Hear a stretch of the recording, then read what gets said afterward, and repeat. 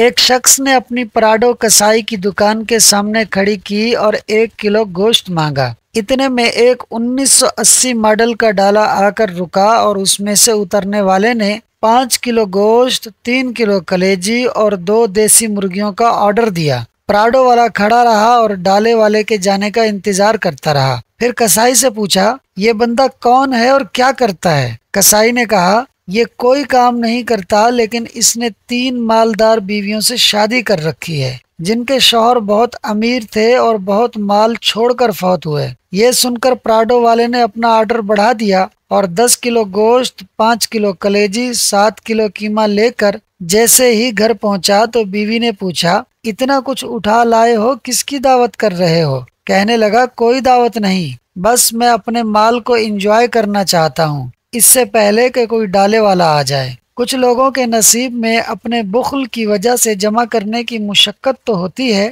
پر اپنے اوپر خرچ کرنا نصیب نہیں ہوتا۔ اپنا پیسہ خود خرچ کرو اس سے پہلے کہ کوئی اور آپ کا پیسہ خرچ کرے۔